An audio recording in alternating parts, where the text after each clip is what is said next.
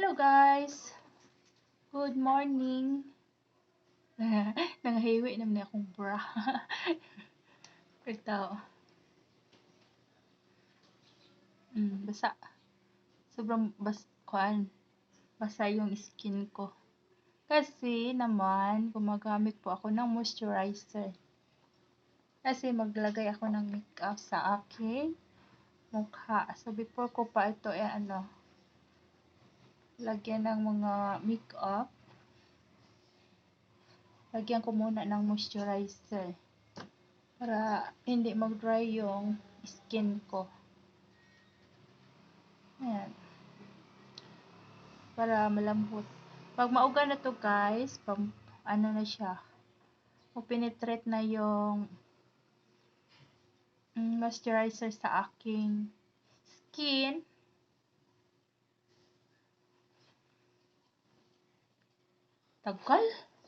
Tagal mo mauga.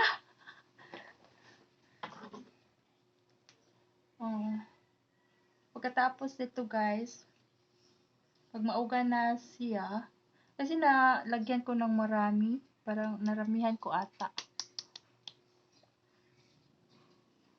Pagkatapos guys, pag mauga na yan, lagyan ko na yan ng foundation.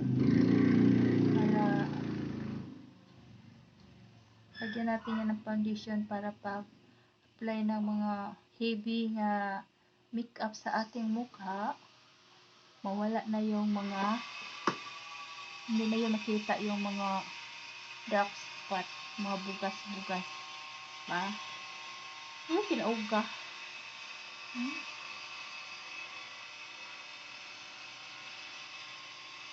Daghanan na akong butang.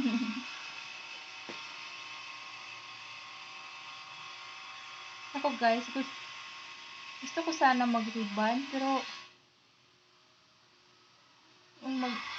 kaya lang pag mag-ribbon na po ako na yung buhok ko nasisira sa medisina, na grabe ang niya, split ends pag after 1 week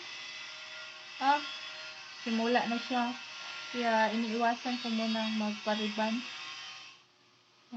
Sabi ng anak ko na mas okay lang yung natural na lang para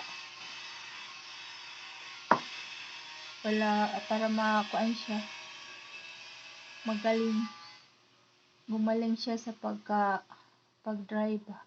Masyado siyang dry kahit ano nang inalagay ko guys, para lang shiny. Yan. Mahal din pa ulit-ulit sa parlor. Pumunta ka ng parlor para magpa-oil. Mahal kaya guys. And then, after ko maligo, nag-dry na po ulit. So, marami na din ang split ends. Kaya, tinigilan ko muna yung mga palagi kong pa-salon, para pa-hot oil, paano-ano dyan. Ito. Tinigilan ko muna yung pag-ribbon. So, that's why, siya. Pukhag-hag. Hindi alagang salon. Para gumaling siya sa pagka-dry. Lapit na siya mauga.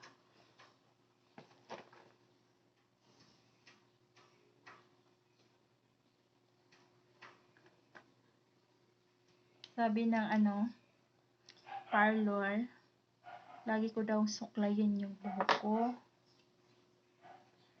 para maano siya.